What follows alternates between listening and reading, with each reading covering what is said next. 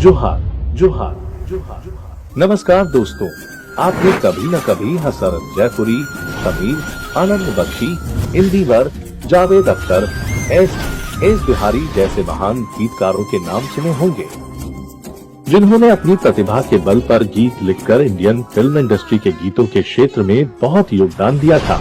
सच में एक अच्छे गीतकार के शब्द गाने को यादगार बना देते हैं, अधिक श्रोताओं को फिल्मों की ओर आकर्षित करते हैं। इसलिए लोग आज भी उन महान गीतकारों के शब्दों से बने गीतों को याद करते हैं, उन गीतों को दिल से सुनते हैं और पहली पंक्तियों को गुनगुनाते हैं। गीत संगीत हमारी फिल्मों का एक अभिन्न अंग बन गया है। कभी कभी कोई गीत इतना लोकप्रिय हो जाता है कि उस गाने की वजह से कोई फिल्म सुपरहिट हो जाती है। हम अपने देश के सभी गीतकारों को सलाम करते हैं जो ऐसे सदाबहार गीत लिखते हैं, जो सुनने वालों के मन में अपने आप फिट हो जाते हैं। और किसी को रॉक, किसी को हिप हॉप, किसी को गजल, किसी को डिस्को, किसी को शास्त्रीय और किसी को धार्मिक गीत पसंद है। लेकिन लोग अपने मूड और दिमाग को ताज़ा करने के लिए गाने सुनते ही हैं और अच्छे गीतकार को लोग हमेशा अधिक पसंद करते हैं। लेकिन आज हम बात करेंगे उस महान कवि गीतकार अमिय सासोनी की, जिन्होंने आदिवासी सदरी म्यूजिक इंडस्ट्री में कई गायकों के लिए मधुर मधुर शब्द लिखे।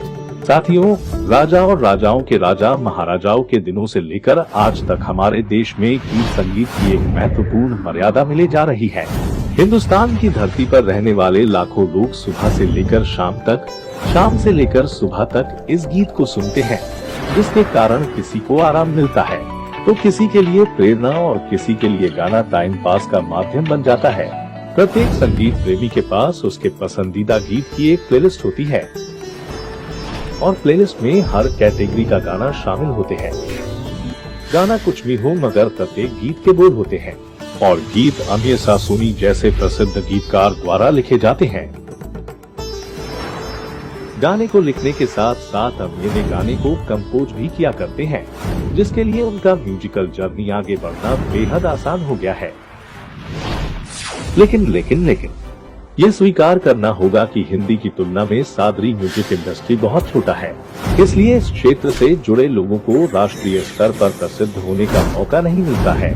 इसलिए आज इस वीडियो में मैं अमिय सासोनी के बारे में बहुत कुछ बताऊंगा, जो संभवतः गीतकार बनने के लिए इस धरती पर आए। अमिय सासोनी का जन्म चाय की पत्ती की खुशबू के एक छोटे से शहर असम के सोनितपुर जिले के धेकियाजुली में हुआ था। बड़े हुए, स्कूल गए। बचपन से ही अमिय सासोनी को रेडियो पर गाने सुनने की खास आदत थी। जब भी रेडियो पर कोई गाना बजाया जाता था तो अपना काम छोड़कर गाने को बहुत ध्यान से सुनते थे और इसमें उन्हें ढेर सारी खुशियाँ मिलता था। और एक दिन इस खुशी ने अमिय सासोनी को गाने लिखने के लिए मजबूर कर दिया। उन्होंने स्कूल से ही गीत और कविता लिखने का अभ्यास करना शुरू कर दिया था। धीरे धीरे दिन बीतते गए, ज्ञान बढ़ने लगा। उन्होंने एक सफल गीतकार बनने के लिए कड़ी मेहनत की। अमिय सासोनी को विश्वास था कि उनकी मेहनत एक दिन अवश्य रंग देगी, वह अवश्य ही सफल होंगे। शायद इसी भरोसे की वजह से अमिय सासोनी को 2010 में एक ऑडियो एल्बम के लिए गाना लिखने का पहला ऑफर मिला और अमिय ने प्रोफेशनली लिखना शुरू किया और 2012 में अमिय सासोनी का पहला गाना मैं कर प्यार में रिलीज हुआ। इस गाने को मेलोडी किंग पंकज महातो ने गाया था। धीरे धीरे समय बीतता गया। इस बीच वह नए नए गीत लिखता रहा, क्योंकि यह करियर बनाने का टाइम था। धीरे धीरे अमिय सासोनी उड़िया, सादरी और आदिवासी भाषाओं में लिखे गीतों के माध्यम से प्रसिद्ध हो रहे थे और एक दिन एक फिल्म निर्माता ने ये पर ध्यान दिया और तुरंत उन्हें दादागिरी चुटाई देबो नाम की एक आदिवासी सदरी फिल्म के लिए गीत लिखने का प्रस्ताव दिया। शायद अमिय सासोनी को इस पल का इंतजार था। उन्होंने तुरंत एक जबरदस्त गाना लिखा, जिसका शीर्षक था चुटाई देबो दादागिरी।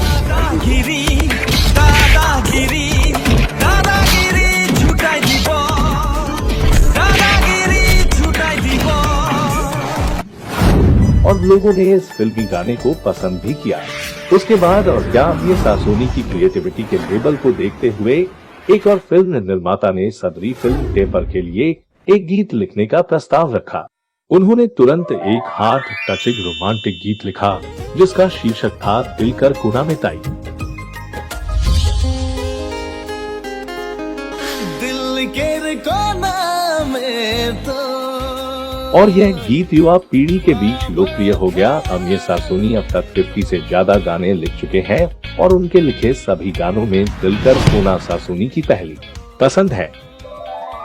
इसका मतलब ये नहीं है कि अमीर साहब केवल रोमांटिक गाने ही लिखते हैं। अमीर सासोनी हर तरह के गाने लिखने में माहिर है। अमीर सासोनी की शब्द को अब तक सदरी म्यूजिक इंडस्ट्री के 30% सिंगर्स ने अपनी आवाज दी है। डिमांड के अनुसार वह हर तरह के गीत लिखता है, फिर भी वह मनुष्य के जीवन के दर्द और दुख के विषय पर गीत लिखकर सबसे अधिक संतुष्ट होता है। ये सब लिखकर उन्हें कितना पैसा मिलता है ये तो हम नहीं बता सकते, लेकिन इतना जरूर कह सकते हैं कि अमीर सासोनी ने शोहरत हासिल की है, जिसके चलते उन्हें आने वाली 6 आदिवासी सदरी फिल्मों में गाने लिखने का ऑफर मिला है। अपने जुनून और प्रतिभा के बल पर आगे बढ़ने वाले गीतकार अमीर सासोनी को पीछे मुड़कर देखने का समय नहीं है। वह गाने लिखने में बहुत व्यस्त है। आपकी जानकारी के लिए बता दें कि गीतकार अमीर सासोनी का पसंदीदा रंग गुलाबी है। उनका पसंदीदा भोजन चावल और फिश फ्राई है। अमीर सासोनी के पसंदीदा संगीत निर्देशक महान संगीत निर्देशक लक्ष्मीकांत प्यारेलाल है और सासोनी का पहला शौक खाली समय में गाने सुनना है। इन सब के अलावा और भी बातें हैं जो हम दूसरे वीडियो में बताएंगे।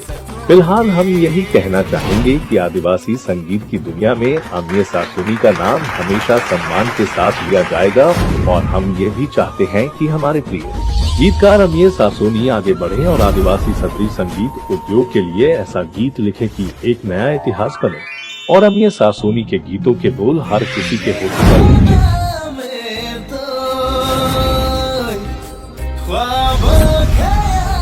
अंत में हम बस यही चाहते हैं कि अमीर सासोनी का हर गीत हर दिल में समा जाए और अमीर सासोनी सुपरहिट गीतकार से सुपर डुपर गीतकार बन जाए।